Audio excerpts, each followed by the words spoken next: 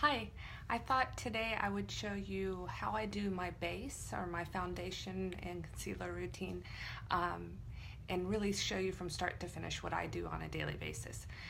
What I focus on when I'm doing my makeup is that it be long wearing. I have oily skin, so I'm prone to my makeup disappearing in this region, so it has to stay on really well. It can't look like makeup, so I want it to be as minimal as possible while I still achieve the look that I'm going for. So let me show you what I do step by step. The first thing I do is primer, and primer is important because it's really almost like the spackle on your wall. So let's say you're going to paint your wall. Having a primer will make that paint last much longer. It also has the benefits of they have different primers for different skin types. So if you're dry, this is great. It'll give you extra moisturization. If you're oily like me, they have ones that help block the oil. And if you want a glow from within look, they have ones that have a radiance to them. So I'm actually trying a sample from Smashbox of their radiance primer, which normally I go for a matte look. So I'm gonna see how I do. There's a fine line between glowy and oily in my opinion. So let's see, but it's free. So this is how much I put on my finger, and then I'll dab it around.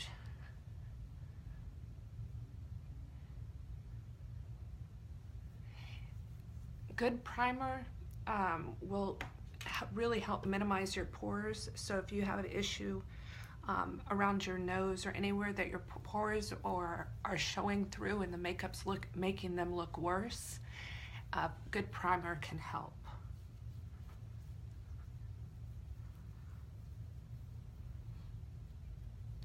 And on camera, it looks like I'm really rubbing my skin, which I'm not. I'm being pretty gentle. Just, I noticed that it looks. Okay, I see a little bit of glow. We'll see if it makes a difference after all the other stuff is on it. Okay, so primer first, then we go to foundation. To be successful in foundation, I have to tell you this is the greatest product. If you've heard of the Beauty Blender, the pink sponge, it's wonderful. This is a dupe of it that I like even better because of the cut. It's called Real Techniques. This is their I guess they just call it makeup sponge. It's dropping me for a second, but this is when it's wet and I can close it. So you make this really wet, completely saturated, squeeze out all the excess. So right now, if I put it on a paper towel, it would barely leave a mark, if any. So super, super damp. Can I say that anymore? Okay, so I have that, and then I'm using a foundation that I really like, is CoverGirl Outlast 3-in-1. I think this is the old packaging, so I'll show you the new packaging. The new packaging has that red on it, but it's the same product. I use it in 840, and I take one pump on the middle of my finger, and then I spread it between the two fingers. And I start putting it where I need the most coverage, and this is very dependent on the person and what your skin's doing. So where I need the most coverage is on my cheekbones. You can see there's a lot of discoloration around here. I get some redness right around here. My nose is always oily. That always needs help. Again, see the discoloration, so that's where I'm focusing. Then on my forehead, I have quite a bit, and I have a lovely pimple going away there. So that's where I'm going to focus first.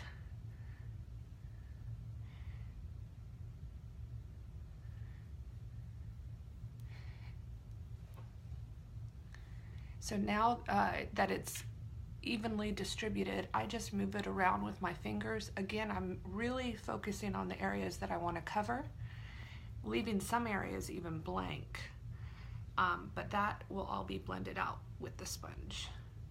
So I'm just being messy here because it doesn't really matter. It's just getting it to the right place. So now with the flat side of the sponge, I'm going to push this in. And notice the big thing that you're going to learn is pushing or tamping as opposed to blending. When you start blending your makeup, you can blend away the product. And I find this particularly important when it comes to creams. And creams are usually your foundation and concealer. So I'm really just pushing or tamping or tapping it all over. And you'll notice it starts to blend the areas with more product into the areas with no product. But it's keeping the main amount because I'm tapping it in the place that I want.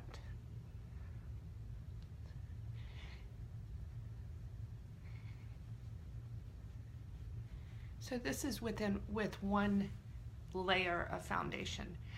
Most people would be completely fine with this because concealer is going to conceal these other areas that I have. This just gave me kind of a good start.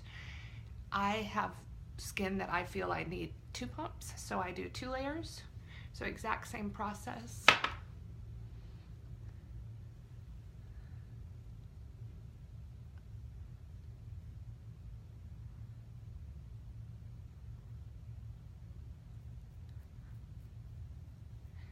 Now here on the second layer, I do take a very little, I mean what's left on my fingers, and go around my eyes, my lower eyes. Again, our whole goal is these very thin layers. So while it may look like a lot on camera, it's extremely thin. And that's what's gonna help me not look like I have a ton of makeup on.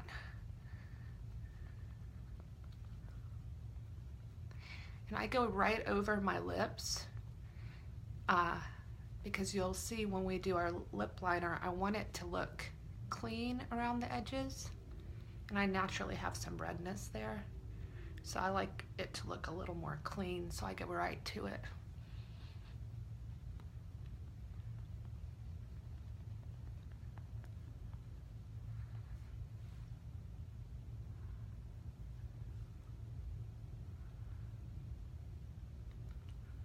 When I'm done with this, I'm gonna look quite pale and kind of flat looking, because what I'm doing is taking all of the color away from my skin and making it monotone.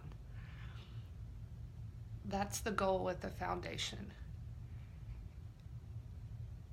And it looks a little weird if you stop right there, and that's how, when we'll talk about contour and bronzer and making the skin look healthy again.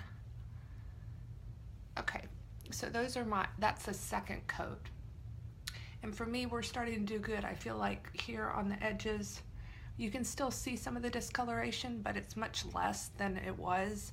This is not such a drastic color difference. I could continue on with a third layer or use concealer to actually get right and completely annihilate that. But I don't do that on a daily basis. I think it looks better, but not perfection. But I will use concealer next, and I do every day for underneath my eyes where I get real dark, and then on any spots that are bad enough. So I am using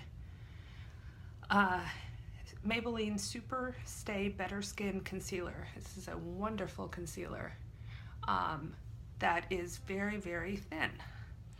So important thing, if I can teach you, is to use as little product as possible. And this is a good example. So I have the concealer. This is actually one that's almost out. And out comes some on the wand. I completely scrape that off. Like, I just can't say enough how I'm only using what's left on the brush after I've scraped it off. And I'm gonna put this in my darkest areas, and I'm gonna be very careful around my eyes. Most people start to show their age around their eyes first.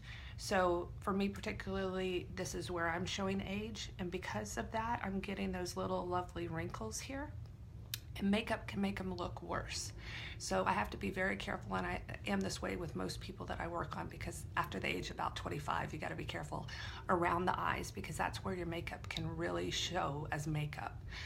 So again, finding that balance of enough coverage, but not so much that it looks like makeup.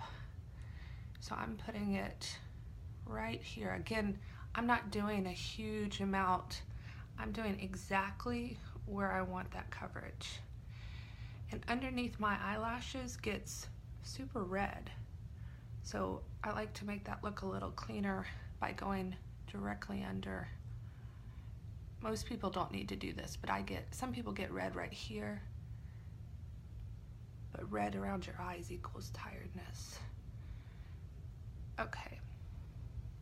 So that I've just gone in and done a tiny thin layer. I'm going to take my brush and blend it out. And again, I'm going to stamp it. I'm not going to rub it. So this, once you get into the brushes, you're painting almost.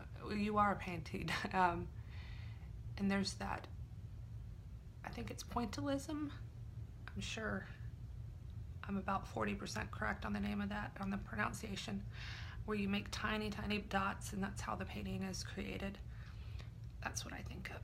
So I'm making tiny, tiny dots. And then I'm going to go over this lovely dude. Notice how it's a guy, not a girl, because it's pissing me off. And then I have a couple guys that are left over, and I'm barely anything on this brush left. I'm going to go at it. And you can get as detailed, it's just my forehead right now is giving me trouble.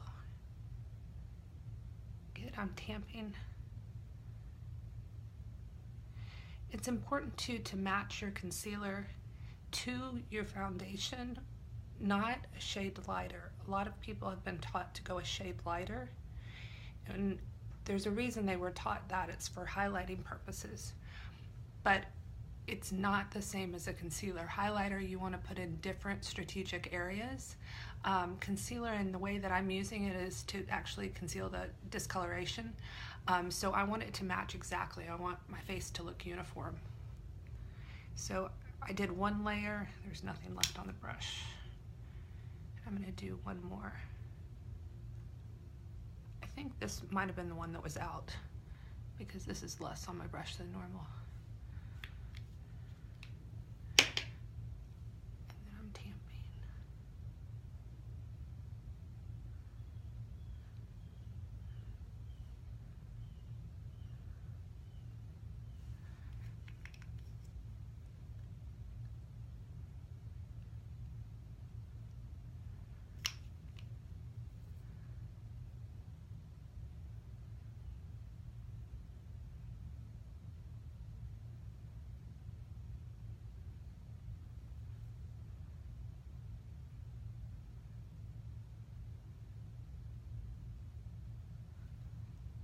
Okay, so final step, I promise. This is the last thing as far as the foundation routine goes, and that's to set it. If you're using anything that's a cream, to make it long wearing, you have to set it with a powder. You can very lightly set it, you can set it in the way that I'm doing it, or you can very heavily set it.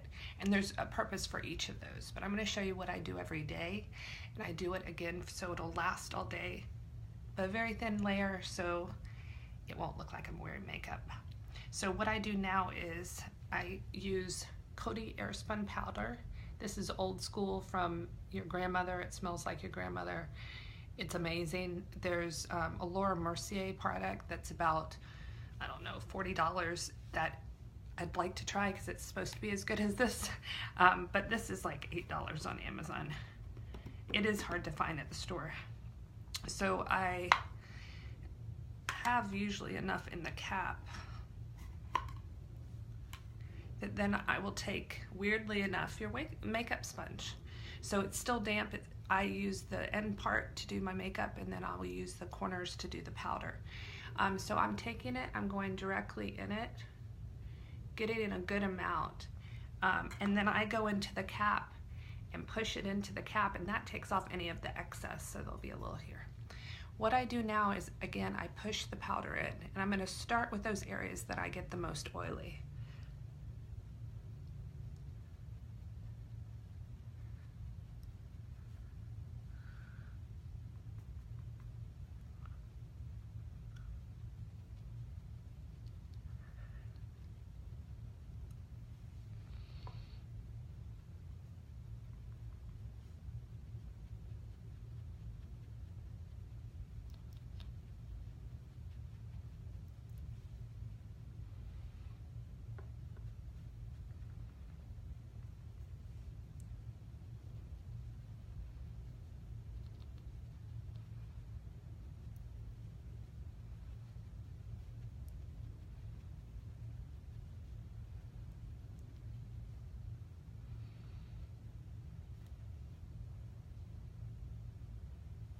Now here I'm paying very special attention to where I put the concealer. So I want to make sure that is completely set and doesn't move. And I go right over my eyebrows. I try to keep the foundation away from them, but when I get to this final stage of the final powder and blend, I do want everything to be seamless. And if there's a little in my eyebrows, a little powder, it'll come out when I do my brows. Okay, foundation is completely done. Hopefully you can see the difference that it makes to go through this process. I'll show you up close so you can see that, and hopefully it comes across on camera, that it doesn't look like I'm wearing a lot of makeup. I look more even tone. The lovely guy here is concealed as best as possible. Any more than that and it would just look bad. So it's really taken my face all to one color. What I would do now is do some bronzer, blush, maybe do contour, do my eyes, my eyebrows, and my lips. And I can show you those to you later if you'd like. Let me know. And then my final step, although I promised you it wasn't, after I'm done with my makeup, and maybe that's for you, just some eyeliner and mascara, is to use a setting spray. So I use this every day. This is Urban Decay De-Slick. Again, because I have oily skin and I can't handle my makeup moving. I want it to stay all day. This works great. A lot of people just use this on special events or brides. So brides, this is a must-have. So if you imagine that day being that important and that longevity you need to your makeup. So it's great stuff. So I spray, and that is hairspray for the face. So I hope this helped. Let me know if you have questions. If you want more detail on lips or eyes or eyebrows or any of those, just let me know. And this is fun stuff for me. I love talking about makeup. I love how it transforms women. So let me know. Have a wonderful day. Thanks.